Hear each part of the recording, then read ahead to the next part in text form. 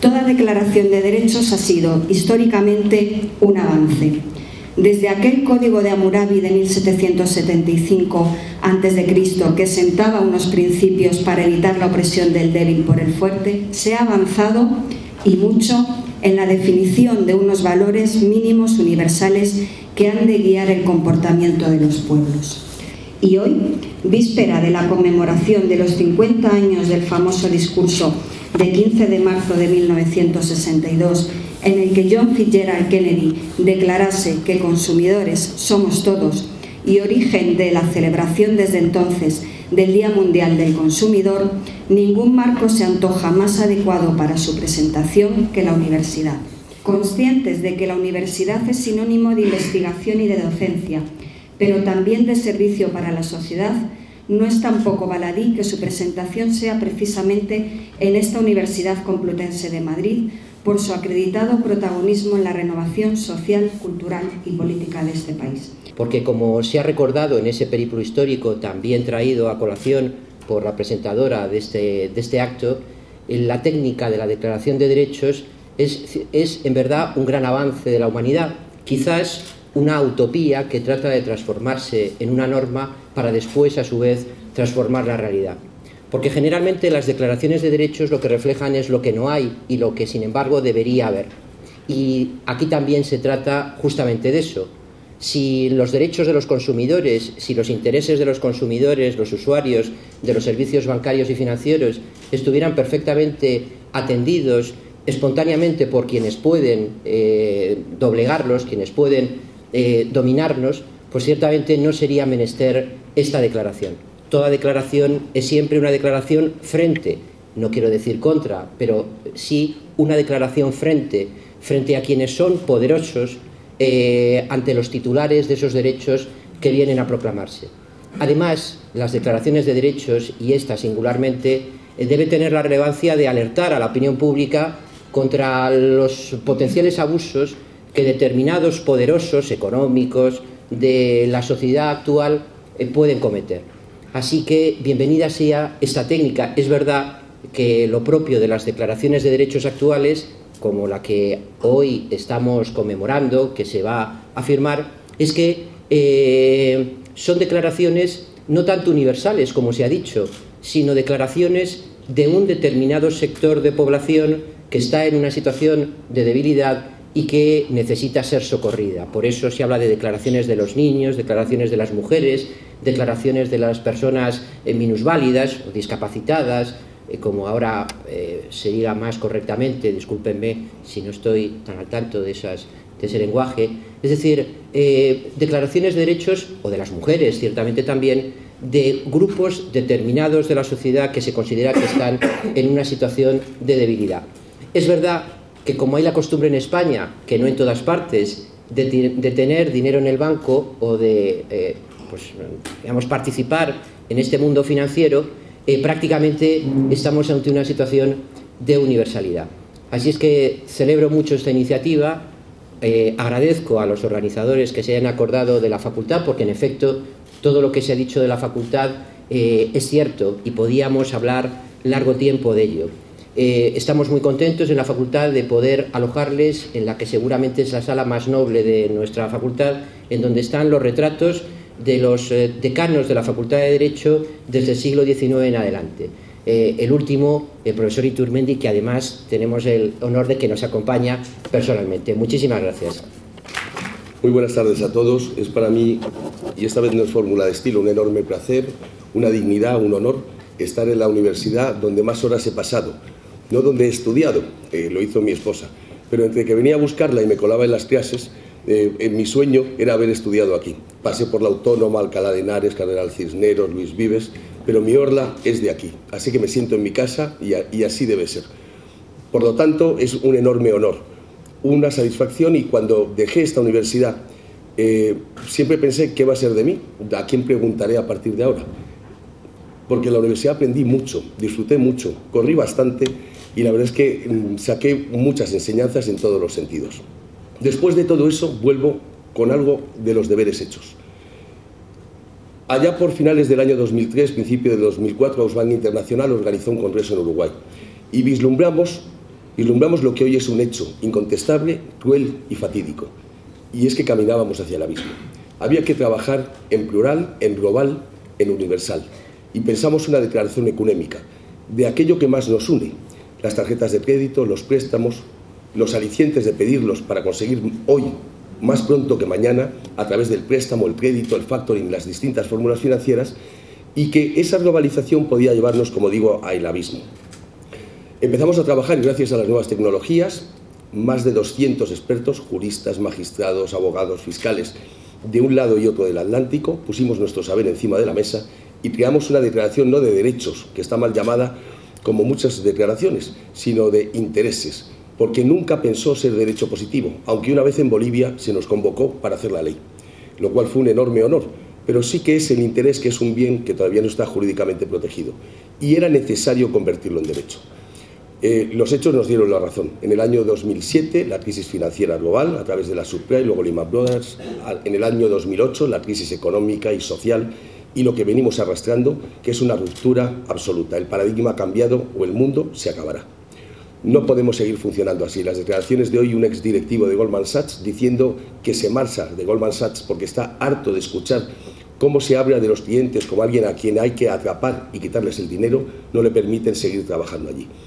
Y otra declaración, hoy primera página en Expansión, de un alto directivo de la OCDE hablando de cómo hay tan pocos banqueros en la cárcel.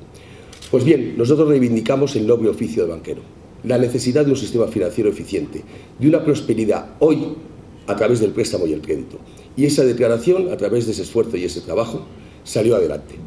Lo presentamos como acto preparatorio de la cumbre de jefes de Estado y presidentes del Gobierno de Iberoamérica, en Salamanca, donde mentes lúcidas vislumbraron que la esclavitud no era posible si el derecho romano se imponía y la hispanidad se hacía ver. Bueno, allí nacieron nuestras primeras ensoñaciones, y yo diría casi que pesadillas, porque al hablar de nuestros problemas en América creemos nuestra propia leyenda negra. Me parece que fuimos valientes y seguimos siéndolo.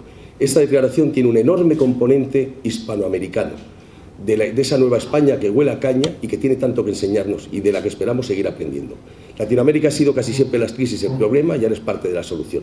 Esperemos que no se convierta en ello y que no copien lo malo que hemos hecho aquí.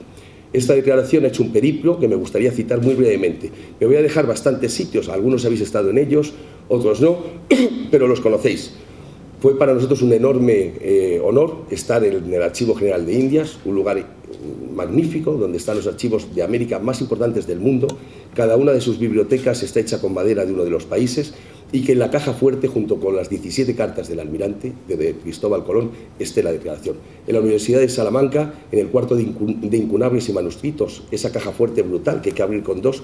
Luego hay un arcón de las 5 llaves, no recordaré nunca la quinta, una es del rector, otra del delegado de los estudiantes, otro del delegado del gobierno, entonces del rey, y las otras dos las olvidé. Y allí hay solo 2 textos, una Torá, escrita en unas títulos de ternero, y la Declaración Universal de Derechos del Usuario de Servicios Bancarios y Financieros. También la depositamos en el castillo Chapultepec, el lugar último donde México luchó y sus niños héroes, los cadetes, en su última guerra con Estados Unidos. Después perdieron la Florida, California, y en ese lugar entrañable, y ya formamos parte, por tanto, de la historia de México, de la Nueva España y de la México, que todavía tendrá que darnos alguna alegría, espero, o si no muchas. En ese sitio se depositó y se leyó la declaración. Hemos estado en Bogotá y firmó la Asociación de la Banca, también con la supervisión de la mano del doctor Ariel Armel, un promotor del derecho del consumidor en Colombia y casi en Latinoamérica. Ahora estrena su nuevo Estatuto de Defensa del Consumidor, que en abril verá la luz, y este sí como texto y como derecho. Estuvo Alejandra Gils Carbó, a la que me gusta citar, fiscal general de lo comercial en Buenos Aires para Argentina, luchadora infatigable de los derechos humanos, que son los derechos ciudadanos. Se ha dicho que ya existen los derechos, y sí, los de los niños los conocemos, se violan, pero existen. Los de la mujer los conocemos, se violan, pero existen. Los derechos del trabajador se violan, pero existen. Ya tenemos un camino y un sendero iluminado. Los derechos del siglo XXI son los del consumidor, porque es el ciudadano de este tiempo. Y por eso todavía esto no es una declaración de derechos, pero lo será. Lo será, o el abismo será la alternativa. Y estamos tocándolo día a día, y es un error que no se declaren como derechos estos intereses legítimos. Por lo menos nosotros seremos apóstoles y heraldos de esta buena nueva, porque sí tendemos la mano a los banqueros porque creemos en ellos cuando hacen banca. Lo malo es cuando juegan y hacen otras cosas que no deberían, pero sobre todo con nuestro dinero, no con el suyo. Por lo tanto, en este lugar del saber, del conocimiento, en donde cuando yo me fui digo, tuve miedo, la soledad de a quién pregunto, pues he intentado hacer los deberes y he vuelto. He vuelto decano, permítame que le siga dando el título a ambos, porque le conocí hace muchos años, era un gran profesor y sigue siéndolo. Así que para mí es una enorme satisfacción volver y que esta universidad acoja esta declaración. Poco más que decir, invitaros a que sea un libro de cabecera, porque os guste o no, formáis parte del sistema financiero español, porque es intensivo y extensivo. Lo hemos querido así, lo hemos consentido así y lo hemos permitido así. Y por lo tanto, todos formamos parte del sistema financiero español. Luego nos va en ello parte de nuestra prosperidad y de nuestro futuro. Y estos son los hechos, y son incontestables.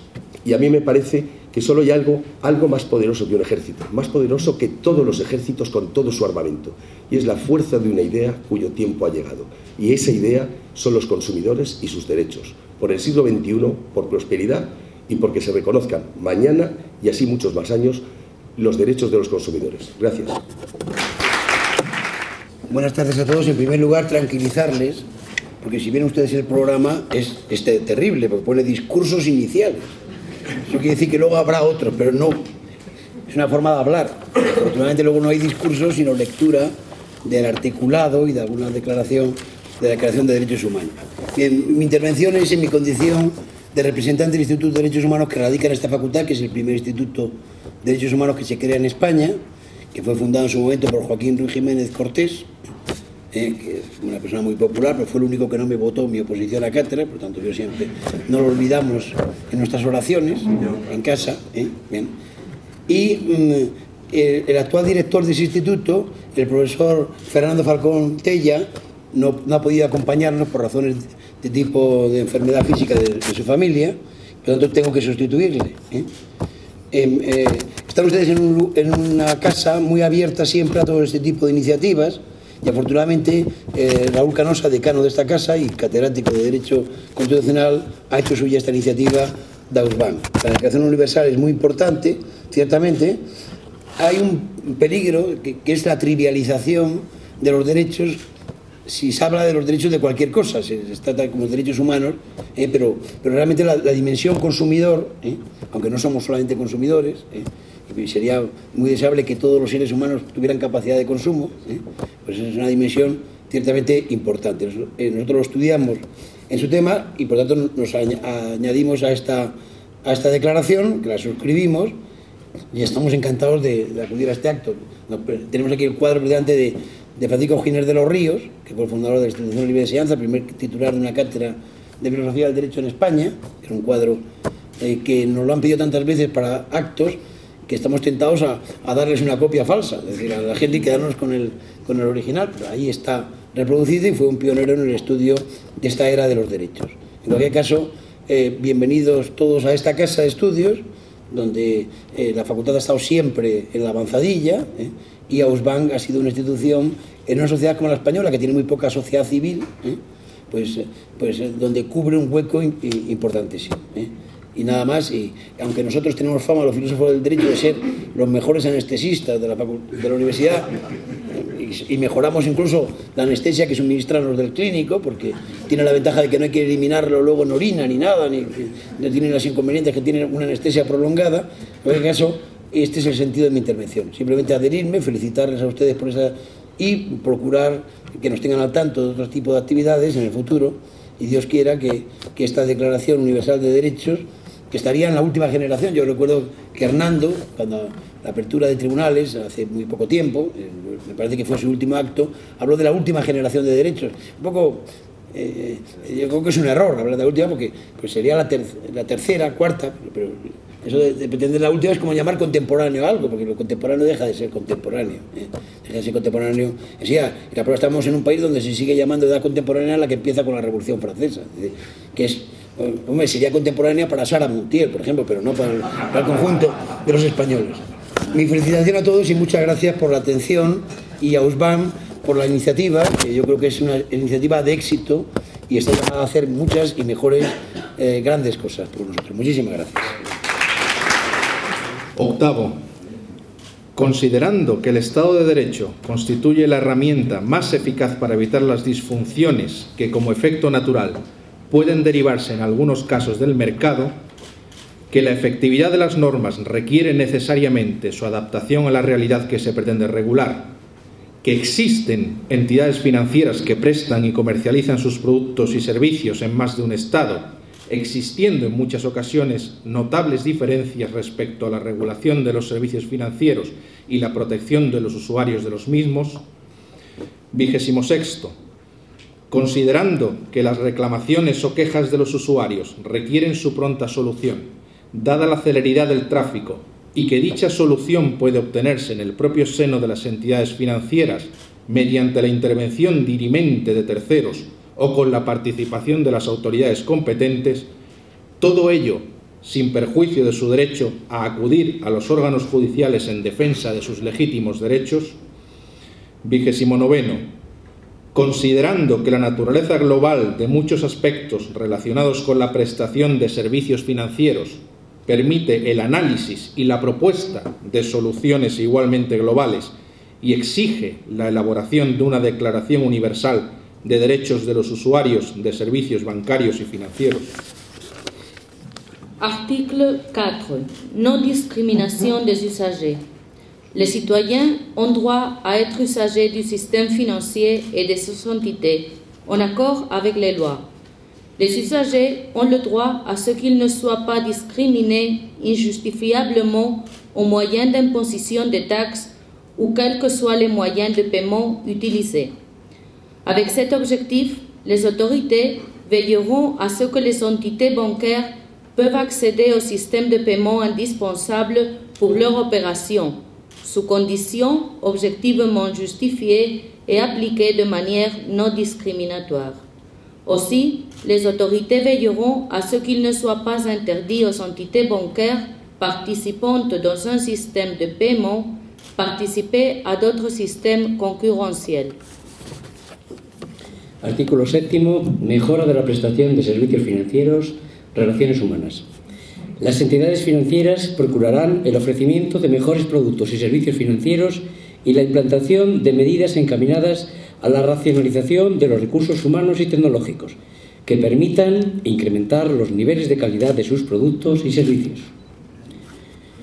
Los usuarios tienen derecho a exigir un trato adecuado por parte de las entidades financieras en la prestación de sus servicios, que tengan en cuenta su dignidad personal y la toma en consideración de sus intereses, evitando aquellas conductas que puedan alterar su descanso y vulnerar su intimidad. Article 18. Form and interpretation of the general conditions. The general terms incorporated into a contract must be sufficiently clear and precise, and insofar as this is possible, avoid the errors that may be generated in the users. The content must respect the general principles of law. In the case of a doubt in the interpretation of general terms, this will be resolved in favor of the users. In the case of a conflict between the general terms and the particular ones agreed with the users, the latter will prevail. Artículo 20. Derecho de información, deber de transparencia.